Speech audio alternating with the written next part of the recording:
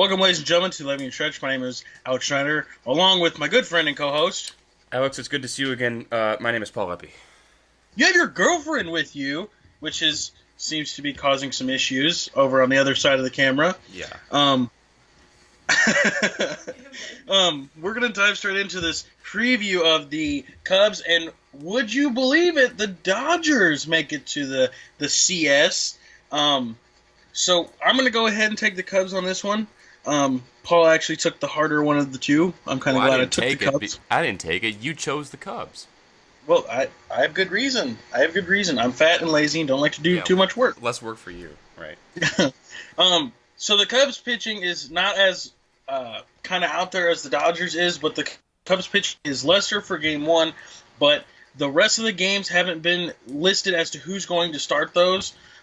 We assume that obviously Arrieta and Hendricks are going to be in there. Might be a John Lackey kind of thing in there too.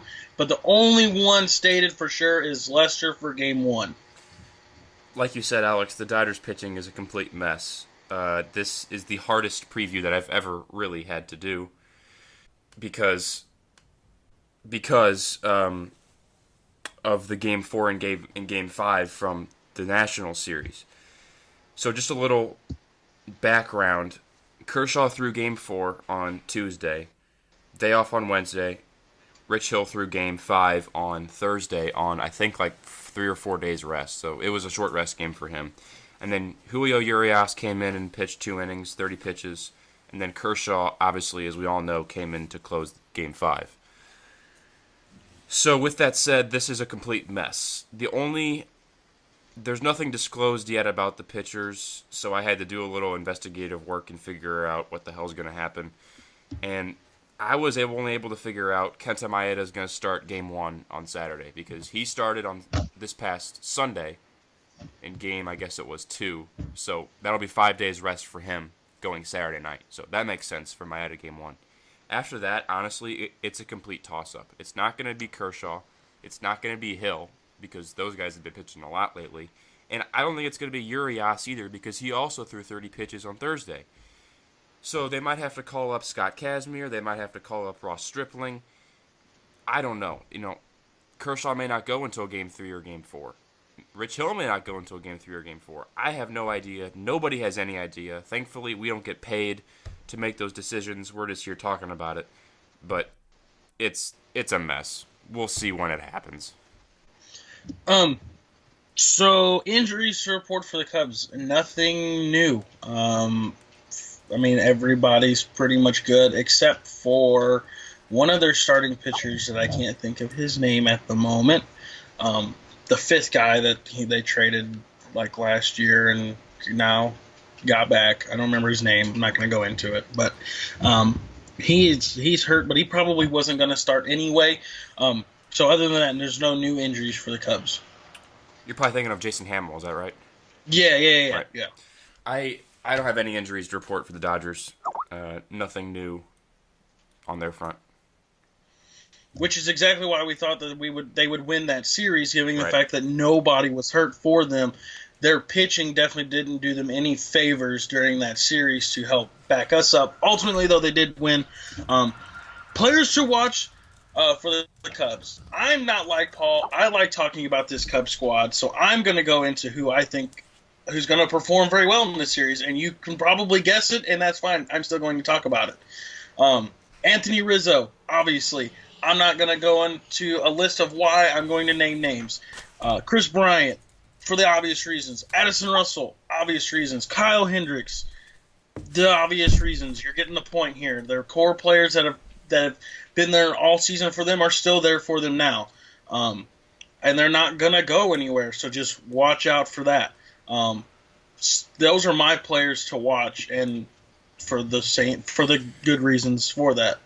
My players to watch are going to be on offense. Justin Turner, he went 6 for 15 in the National Series with 5 RBIs and a very important home run in was either Game 4 or Game 5. I'm drawing a blank on which game it was. And then, just the entire pitching staff, because Clayton Kershaw sort of debunked the whole he's not a playoff pitcher thing. So he's doing obviously really well. Even though he might only pitch one game in the series, he's still a player to watch because they obviously have no issues about using him in the bullpen if they absolutely have to. Other than that, just, the usual guys, Seager, Turner, Jansen, Gonzalez, Grandal, the usual candidates. Yeah, and I also want to put I usually don't do this, but I want to put a spotlight on Jock Peterson. He played very well in that national series, actually hit a home run in that game last night.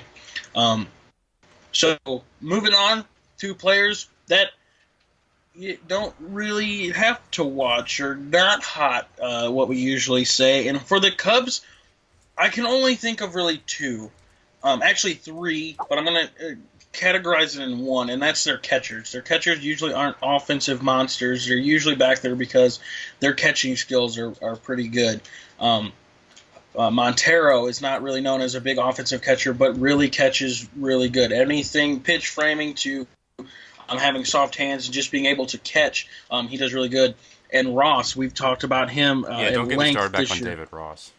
We've talked about him at length, but he is, to an extent, a good catcher in how you would talk about catching, what's important in catching, and he's good at that. The young guy, Contreras, is a really good catcher, too. Throws out a lot of runners. He has a strong arm. Other than that, though, there's really no one to report as to not good at this time for the Cubs. My guy is a player to watch, although he's been on a little bit of a cold streak, and that's Corey Seager. The first two games of the series, he was really good, and he actually had, I think, a leadoff home run in both games. But the last three games of the series, he was 1 for 14 with 5 strikeouts. So he went on a big cold streak, really when it mattered most, in games 3, 4, and 5. So let's see if he can pick it up a little bit, because he's going to need to against the Cubs pitching. Predictions for this series. I'm going to make it easy. I think that the Cubs win it, but I don't think it's going to be a sweep. I hope the Dodgers make a series out of it. Yeah. They're not going to win it in 4. Probably not even 5. So I would go either Game 6 or Game 7. The Cubs take it and go to the World Series. I'm actually pulling for the Cubs to win this one. But yeah, I think Game 6 or 7, Cubs take it. I don't think it's going to be as easy as what it has been for them. I'm actually going to go Cubs in 5. I just don't know what's going to happen with this Dodgers pitching. They had to get through that national series, and that makes sense. You do anything you have to win that series. But with that said, the national series is over now, and you have to go to the Cubs, and what the hell do you do with that pitching? You have Maeda Game 1, and that's the only for sure. I just don't know if they'll be able to piece together the right pieces and figure out what to do. I'm going to go Cubs in 5, but like you said, I hope the Dodgers make a series out of it, because you don't want to see an NLCS or a World Series end in 4 or 5 games. That kind of takes the fun out of it. Yeah, and on top of that, the pitching staff for the Dodgers struggled against the Nationals. Now they're going up against the offensive juggernaut of the Cubs, so you can only think that it's going to get worse, especially with Maeda, who's given up a lot of home runs. But I don't have anything else for you, Paul. No, that's all I have, too. We're going to put out a podcast here at some point. I don't know our exact schedule yet. I know you're going to have a busy weekend, Alex, but we'll figure it out. We're going to put up a podcast and discuss the playoff series that have ended since our last podcast. And then, but as for previews, we'll see you in the World Series. That'll be it. For Alex, I am Paul. This is the 11th Inning Stretch. Thank you very much for joining us.